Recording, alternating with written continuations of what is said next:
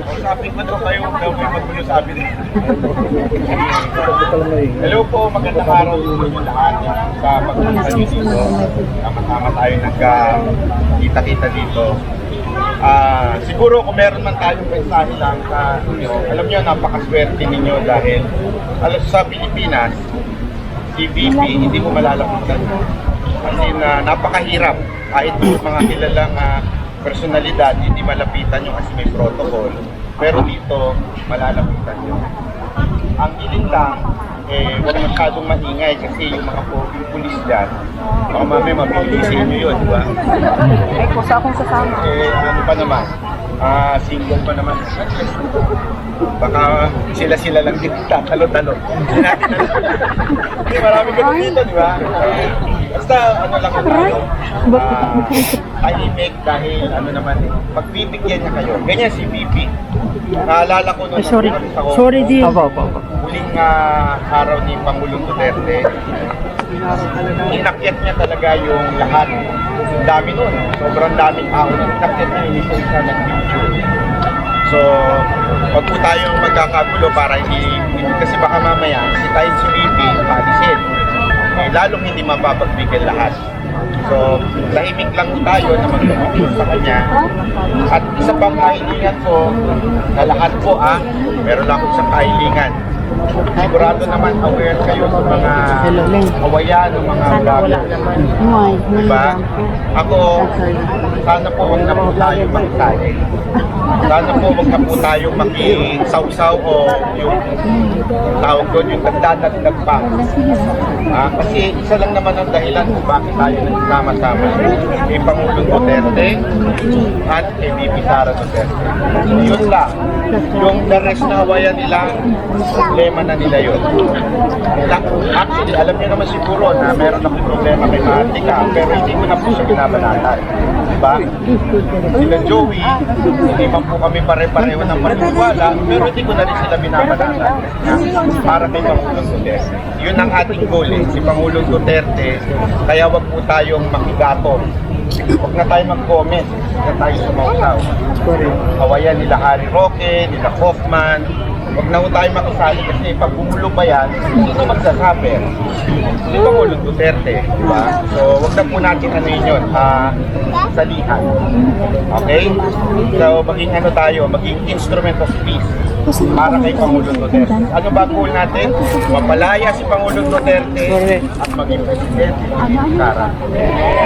Paano magiging VP si Sara Duterte kung nag-aaway-away tayo? Correct. Diba? Mahirap yun. Paano natin makukumbinsi yung mga kamag-anak natin?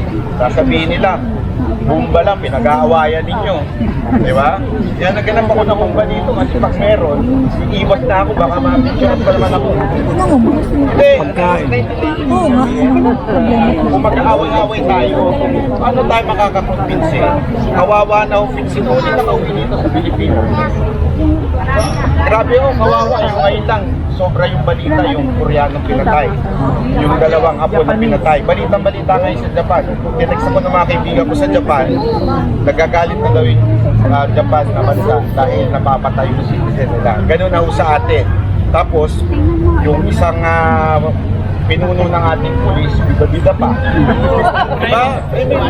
Ang daming iniisip, ang daming sinasabing komento na sana intindihin niya yung peace and order. Wala, ganun talaga pagka sumisim-sim lang. Okay, so paas natin, kukumbinsi mga kababayan natin kung mag-aaway-aaway tayo. Tama. Okay? So sana nga, kung pwede lang, suggestion ko, pag may napanood kayo na nag-aaway, huwag nyo na panoorin. Wak. Diba? Nag-aaway-aaway na nga yung mga kamag-anak natin. Gusto ba natin mag-aaway-aaway yung mga mas mabuti pa huwag na tayo manood. Panoorin nyo na lang yung mga makakainganyo sa atin. Okay? Gusto nyo maging masaya, panoodin nyo sa Auntie Claire. Kami ang boses ng masa, hindi natatakot. Katotohanan lang, di kami nalulunod. Walang bahid ng sismis, lahat ay totoo. Pag mali ka, babanatan ka. Walang pinipili kulay, wala kaming kinikilingan. Basta para sa bayan, kami lalaban. Pag tama palakpakan, pag mali banatan. Di matitinag, di matatakot, para sa bayan tuloy ang sigaw. Sa harap ng kamera, walang halong takot. Mga baluktot, lahat kayo'y tutumba. Ang hustisya at totoo, yun lang ang mahalaga. Kahit sinong harang, di kami matitinag. Walang pinipiling kulay, wala kaming kinikilingan.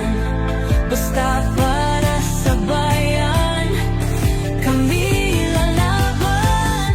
Pag tama palakpakan, pag mali banatan. Di matitinag, di matatakot, para sa bayan.